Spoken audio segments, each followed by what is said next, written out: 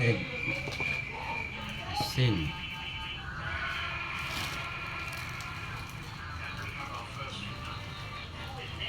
Harina.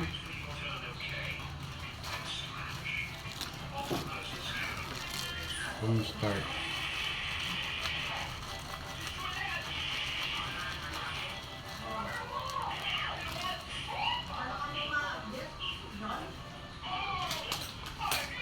Beef syrup. Hindi na siya mix. Kusmikos lang.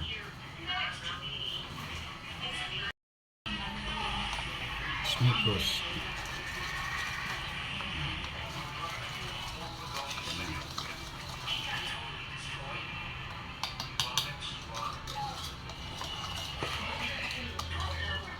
Sibukang di sa crab.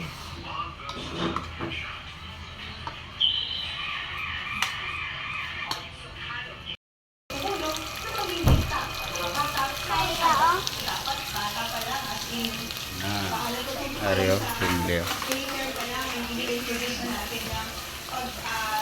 Pagtawid sa tamang tawiran. Marami sa mga nakasanayan ng marami ang paggamit ng kawayan sa construction at handicraft. Pero alam niyo bang pwede nilang isusin dito sa wala? Kawayan sa mga pagtawid.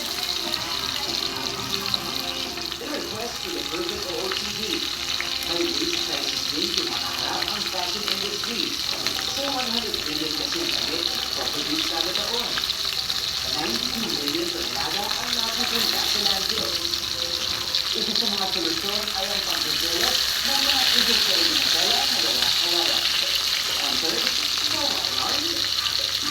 Developed by DOST Philippine Textile Research Institute. Ang kawayan ang kasanayan natin gamitin nasa 1% to 2% lang. Pero sa bamboo, makakakuha ng 35% to even up to 50% sa fiber. So, mas maraming fiber, mas marami tayong sinunod, mas marami tayong tela na magagawa. mas konti rin ang ginagamit na tubig sa pag-produce nito kumpara sa cotton. Kaya mas environment friendly. Ang unang step sa paggawa ng bamboo textile, nakikita natin hinihiwa niya yung mga kawayan natin na dapat ang kalabasan, ganito kalimutin.